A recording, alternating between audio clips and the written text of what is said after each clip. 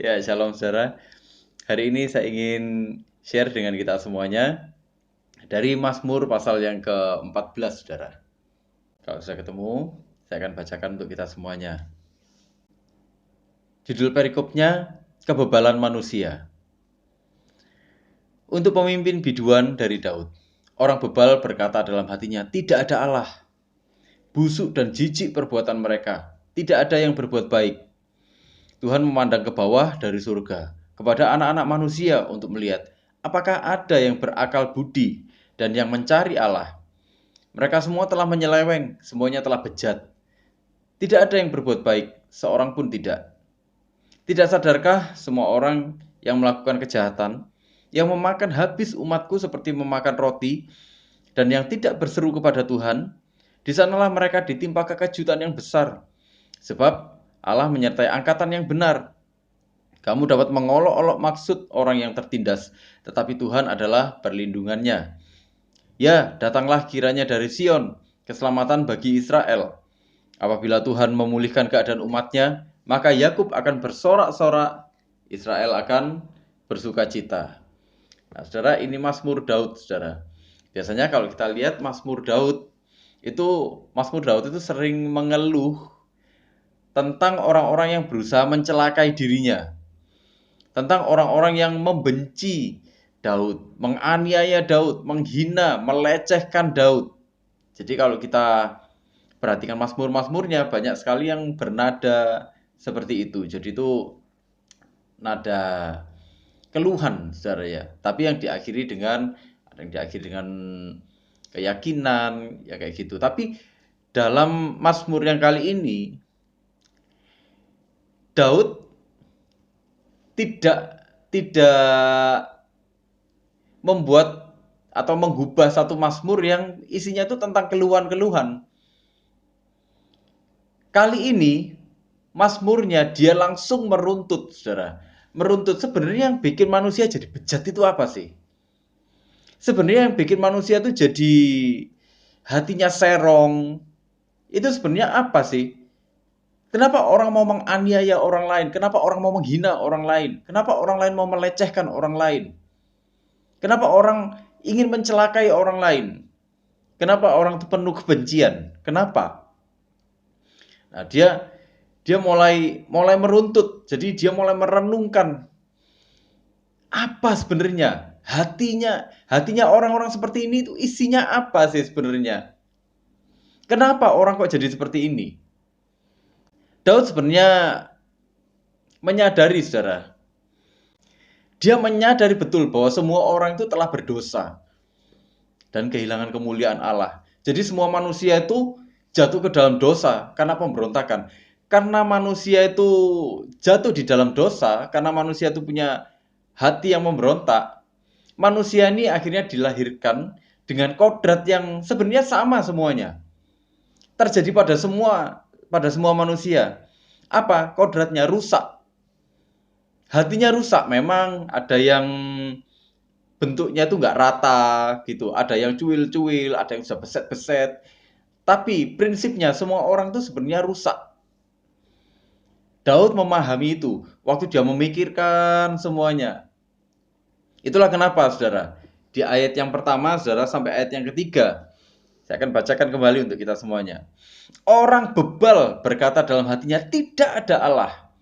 Busuk dan jijik perbuatan mereka. Tidak ada yang berbuat baik. Manusia mungkin tahu caranya berbuat baik, tapi manusia tapi sering tidak tahu caranya berbuat yang benar. Tuhan memandang ke bawah dari surga kepada anak-anak manusia untuk melihat apakah ada yang berakal budi, apakah ada yang punya pengertian dan yang mencari Allah. Mereka semua telah menyeleweng, semua, katanya Daud. Semuanya telah bejat. Tidak ada yang berbuat baik, seorang pun tidak. Nah, saudara, bebal ini dalam bahasa aslinya itu Nabal. Kalau saudara masih ingat ya, Nabal itu ada di kisahnya Daud. Nah, Nabal ini apa sih? Nabal ini dalam bahasa Ibrani artinya dia ini bodoh sebenarnya. Bodoh, orang yang kehilangan kecerdasan. Jadi dia nggak punya yang namanya kecerdasan. Itulah kenapa dalam beberapa persamaan Nabal ini dibilang idiot. Jadi orang yang bebal itu orang yang bodoh, tapi bukan cuma bodoh. Dia memang benar-benar sudah kehilangan kecerdasannya. Itulah kenapa dia ini orang yang idiot. Bahkan saking bodohnya, sampai dia ini jadi orang-orang yang tidak berguna. Itu orang yang bebal, katanya Daud. Orang yang bebal ini, orang yang bodoh ini, orang yang idiot ini, orang yang nggak berguna ini bahkan, itu bilang, tidak ada Allah.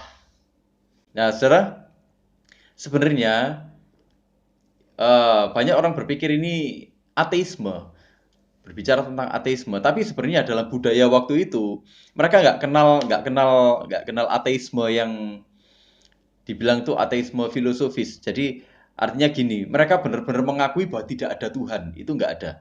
Jadi mereka waktu itu belum sampai ke sana. Di dalam budaya waktu itu semuanya itu mereka percaya, Tuhan tuh ada. Tuhan itu ada. Jadi yang namanya ateis yang filosofis, yang mereka benar-benar mengakui bahwa Tuhan tidak ada, itu nggak ada, saudara. Yang ada ateis yang praktis. Ateis praktis itu yang bagaimana? Ateis praktis itu gini. Jadi mereka sebenarnya tahu Tuhan itu ada. Mereka menjalankan ritual-ritual agama. Mereka melakukan yang namanya kewajiban-kewajiban mungkin. Kewajiban-kewajiban agama. Tapi itu cuma luarnya aja, dalam hatinya mereka bilang, ini nggak relevan lah. Atau mereka sebenarnya menolak, mereka nggak suka, mereka nggak mau melakukan itu. Atau mereka melakukan itu cuman untuk kewajiban aja. Kenapa? Daripada nanti mereka mendapat sanksi sosial, atau sanksi apa. Jadi yang dilakukan oleh orang-orang ini, menurut Daud, mereka sebenarnya itu tahu Tuhan ada, tapi perilakunya seperti orang yang tidak tahu Tuhan. Mereka perilakunya seperti orang-orang yang seolah Tuhan tidak ada. Gitu loh. Jadi mereka bebas melakukan apapun. Mereka mau berbuat jahat, mereka mau menganiaya, mereka mau menghina, mereka mau melecehkan siapapun. Mereka merasa bebas saja melakukannya. Kalaupun ritual agama dilakukan, ya sudahlah, itu cuma kewajiban aja. Jadi secara teori mereka percaya sama Tuhan, tapi secara praktek sebenarnya tidak percaya sama Tuhan. Orang sekarang pun banyak yang seperti itu, saudara. Tiap minggu pergi ke gereja. Rajin ikut persekutuan, iya. Ngaku kenal hamba Tuhan, oh iya. Yang dikenal hamba Tuhan top-top semua, gitu ya. Tapi apakah mereka membangun kehidupan pribadinya dengan Tuhan? Enggak. Apakah mereka merenung-renungkan kebenaran firman Tuhan? Enggak. Apakah mereka melakukan firman Tuhan? Oh, itu apa lagi? Enggak. Saudara, orang yang nggak percaya Tuhan, bahkan orang ateis pun, itu mereka baca Alkitab. Alkitab dibaca sama mereka, tapi mereka tidak mengakui Tuhan. Dalam praktek hidup mereka nggak mengakui Tuhan.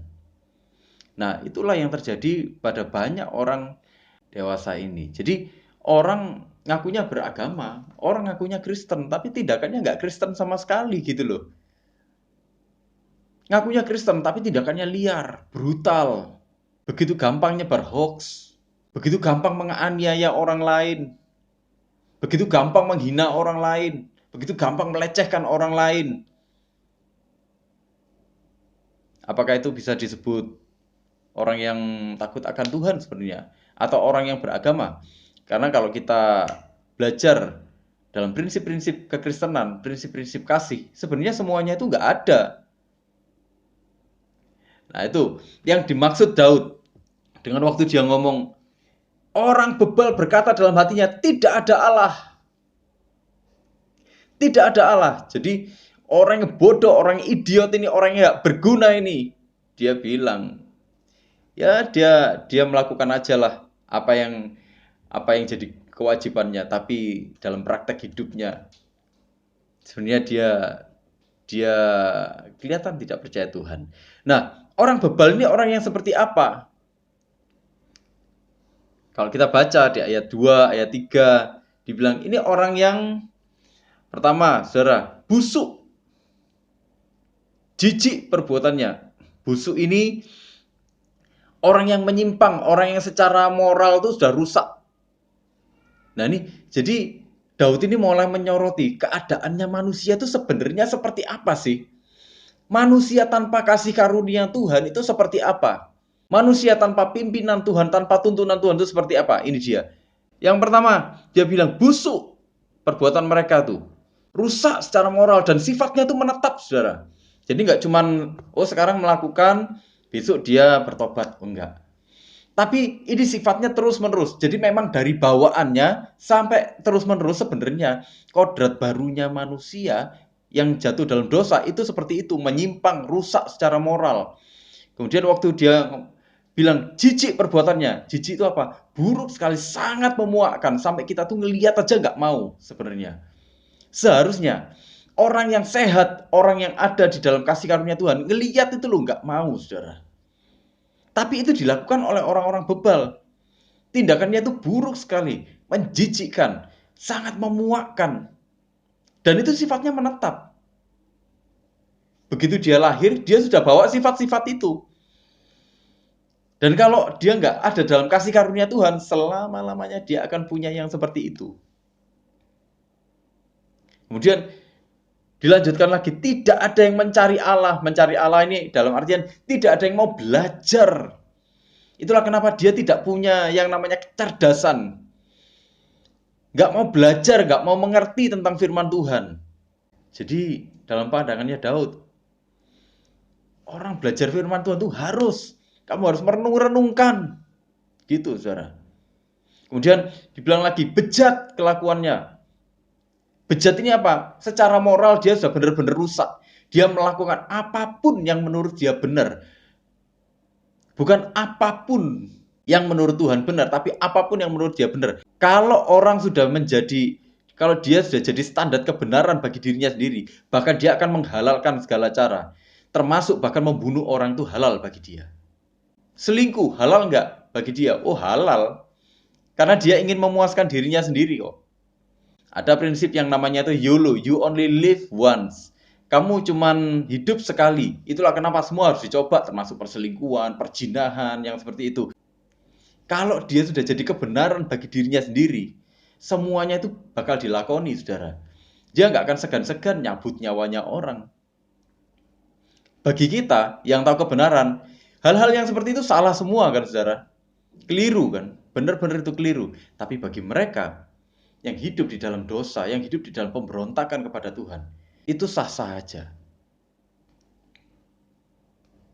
Jadi Daud ini sebenarnya dia menghayati betul posisinya manusia. Apa yang terjadi pada manusia waktu manusia itu jatuh dalam dosa. Waktu manusia jatuh dalam dosa, segala sesuatunya itu rusak. Itulah kenapa seringkali manusia itu, saudara, waktu dia melukai orang lain, waktu dia berbuat jahat sama orang lain, dia nggak merasa kalau dia itu berbuat jahat sama orang lain. Loh, itu bener kok. Aku melakukan apa yang seharusnya. Menurut dia. Iya kan? Tapi kalau dia yang digitukan, dia marah kan? Kalau ada orang dilecehkan, misalnya, ada orang ini misalnya ada orang dihina di depan umum misalnya, ada orang dihina di depan umum, dia bilang, loh ini aku mengkritik dia, mengkritik yang membangun. Oh, iya kan? Banyak orang yang seperti itu nggak sadar bahwa dia menghakimi. Waktu situasi itu dibalik, dia marah, saudara. Nah, itu loh. Jadi sebenarnya Daud ini lagi memahami, lagi menghayati betul kenapa sih orang tuh kok hatinya sampai rusak, kok bejat seperti itu, kenapa? Karena memang manusia itu sudah jatuh di dalam dosa. Dan karena manusia itu jatuh di dalam dosa, sisi-sisi hidupnya manusia itu rusak. Ada kerusakan total di dalam kehidupan manusia. Dan itu nggak bisa dilakukan, nggak bisa diperbaiki tanpa Tuhan ada di dalam hidupnya, tanpa Tuhan itu campur tangan di dalam hidupnya. Selama-lamanya manusia itu akan tetap bebal. Manusia berbuat baik, iya. Menurut standarnya masyarakat mungkin. Oh, masyarakat begini. Ya sudah, kita melakukan itu. Tapi standarnya masyarakat itu bisa berubah, saudara. Orang yang terbiasa hidup di dalam masyarakat yang strict tentang seks, pasti mengharamkan tentang seks bebas. Tapi kalau orang hidup di tengah-tengah masyarakat yang sangat bebas tentang seks, masyarakat pasti nganggap itu, dia pasti nganggap, orang yang hidup di sana pasti nganggap, oh itu sudah biasa kalau yang kayak gitu. Pelan-pelan, pelan-pelan orang berpikir gini, oh iya ya, itu biasa, gitu loh. Iya kan? Standarnya masyarakat itu bisa berbeda-beda satu sama lain. Standar kebaikannya masyarakat itu bisa berbeda-beda satu sama lain. Nah, saudara, inilah yang dihayati oleh Daud. Orang itu sebenarnya hatinya sudah rusak semuanya. Itulah kenapa manusia tega. Bahkan apa yang kelihatan rohani itu belum tentu benar. Di ayat 4 sampai ayat 6 dibilang gini, saudara. Tidak sadarkah kamu, tidak sadarkah semua orang yang melakukan kejahatan, yang memakan habis umatku seperti memakan roti. Jadi ini Daud lagi nyinggung soal imam-imam, saudara. Imam-imam. Jadi imam-imam ini kan biasa memakan roti, makan roti-roti yang apa namanya, dari persembahan-persembahan yang seperti itu. Nah, Daud sedang menyinggung ini. Tidak sadarkah semua orang yang melakukan kejahatan, yang memakan habis umatku seperti memakan roti, dan yang tidak berseru kepada Tuhan. Saudara, Daud lagi ngomong gini, orang yang apa namanya, kelihatan rohani itu pun belum tentu benar. Karena semuanya sudah rusak, maka sesungguhnya perbuatan yang benar-benar benar dan baik itu hanya bisa dilakukan manusia kalau dia ada di dalam pimpinan Tuhan. Sesungguhnya waktu manusia jatuh di dalam dosa, dia tidak tahu caranya berbuat yang benar. Dalam pandangannya Daud seperti itu. Manusia cuma tahu bagaimana caranya melakukan yang baik. Itulah kenapa manusia waktu berpikir tentang apa yang baik, dia langsung berpikir segala sesuatunya untuk dirinya sendiri. Apa yang baik menurut saya? Itulah kenapa banyak orang nggak mau peduli dengan orang lain. Nggak mau peduli dengan orang lain. Yang penting aku yang dapat, yang penting aku yang menang. Yang penting aku yang dihargai, dia nggak dihargai ya terserah. Terserah dia. Kalau manusia kepingin tahu melakukan perbuatan yang benar, manusia harus kembali kepada sumbernya. Siapa sumbernya? Ya Tuhan. Itulah kenapa bahkan hal-hal yang kelihatannya rohani sekalipun, kadang-kadang malah cuma jadi kedok, kadang-kadang malah cuma jadi tameng.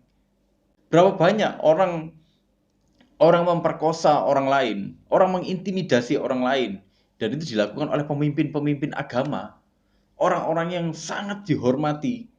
Kenapa? Karena dia ingin memuaskan dirinya sendiri. Berapa banyak hal-hal yang seperti itu terjadi. Itulah kenapa sejak dari pertama Daud bilang, itu orang yang bebal, orang yang idiot itu. Orang yang nggak ada gunanya itu, orang-orang yang seperti itu. Kenapa? Karena sudah rusak semua. Sudah rusak, terus ditutupi dengan embel-embel agama. Jadi mereka melakukan kegiatan-kegiatan agama, tapi hatinya rusak.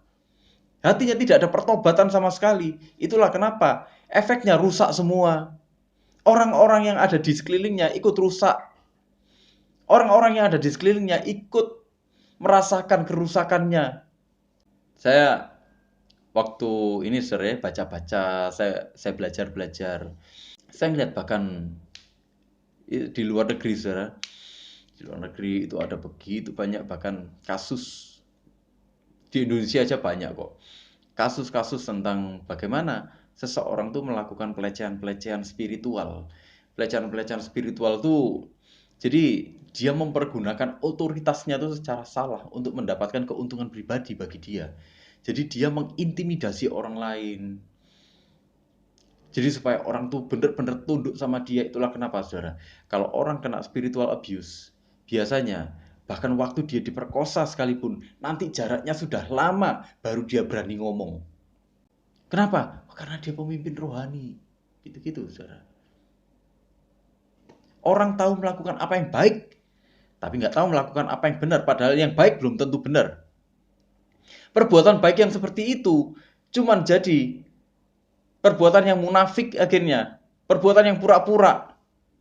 Bagi Daud, itu sebenarnya jelas sekali bahwa semua perbuatan yang baik itu hanya dilakukan untuk Tuhan Dan itu terekspresikan dalam kehidupan manusia. Jadi kalau kita nih mengasihi Tuhan sungguh-sungguh, kita mengasihi manusia pun pasti sungguh-sungguh. Kalau kita menghormati Tuhan, kita juga menghormati manusia. Kalau kita mengasihi Tuhan, kita juga mengasihi manusia. Itu pasti. Nggak ada kepura-puraan. Bagi orang yang hidup sungguh-sungguh di dalam Tuhan, tidak ada kepura-puraan. Tapi bagi orang-orang yang munafik, saudara, bagi orang-orang yang sebenarnya dia ini tidak percaya sama Tuhan, semuanya itu hanya bungkus, saudara. Kehidupan rohani itu hanya bungkus sebenarnya. Dan ini yang berbahaya. Kehidupan kekristenan yang seperti ini yang berbahaya. Kita kalau ketemu orang di gereja, alim semua, saudara. Kita kalau ketemu orang di persekutuan misalnya, atau di rapat-rapat rohani, kita ketemu sama orang-orang yang orang-orang gereja, orang-orang yang sama-sama misalnya seiman gitu. Kelihatan semua rohani, shalom.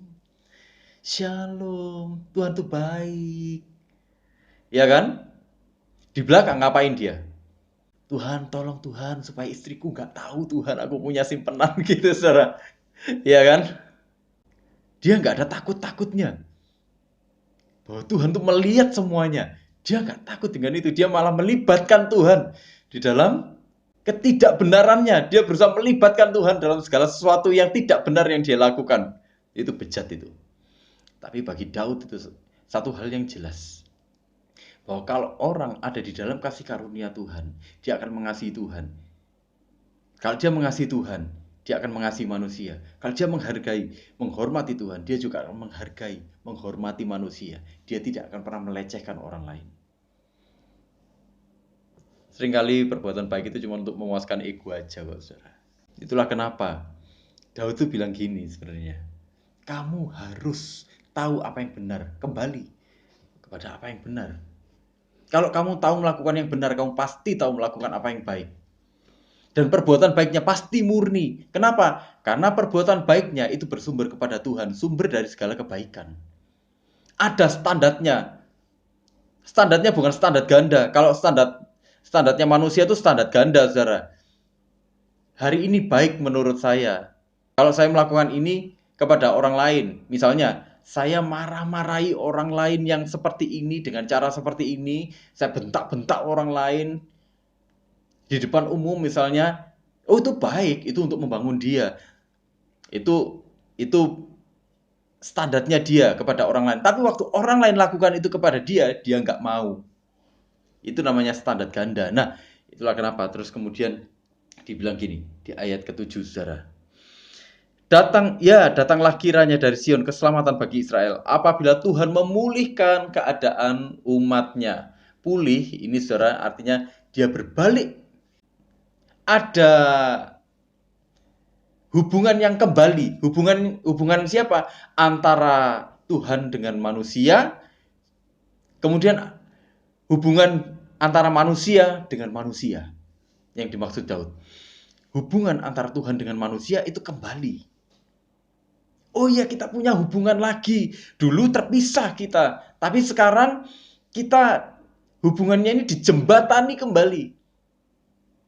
Ada lagi hubungannya, sudah kembali lagi, sudah normal lagi hubungannya antara kita dengan Tuhan dan antara kita dengan sesama. Artinya gini, saudara. Daud lagi ngomong gini. Manusia kalau mau mengatasi kejahatan di dalam hatinya, dia harus punya hati yang dipulihkan oleh Tuhan. Itu adalah karyanya Tuhan. Itu adalah karyanya Roh Kudus yang memimpin hidup kita. Kalau manusia mau hatinya itu baik, bukan cuma baik tapi benar, hatinya harus dipulihkan sama Tuhan. Harus ada hubungan yang normal dengan Tuhan. Disitulah hubungan kita dengan sesama pun jadi normal. Waktu itu terjadi, sebenarnya Tuhan memimpin kita kembali kepada kodrat yang sesungguhnya. Daud lagi ngomong gini, saudara. Pemulihan yang sesungguhnya itu bukan pemulihan tentang kamu dipulihkan kesehatanmu, kamu dipulihkan ekonomimu. Ya, itu salah satu, itu bagian kecil aja dari pemulihan. Pemulihan yang sesungguhnya itu adalah pemulihan tentang hubunganmu dengan Tuhan. Yang membawa kita memiliki hubungan yang sehat dengan sesama. Waktu hubungan kita dipulihkan dengan Tuhan, hubungan kita dengan sesama pun pasti akan dipulihkan. Disitulah kita nggak lagi jadi orang yang bebal. Kita nggak lagi jadi orang-orang yang bodoh, orang-orang yang kehilangan kecerdasan, katanya Daud, orang-orang yang nggak berguna. Disitulah kita akan jadi orang-orang yang memiliki kesadaran akan Tuhan, orang-orang yang cerdas, berhikmat karena tahu membedakan yang baik dan yang salah, yang benar dan yang nggak benar.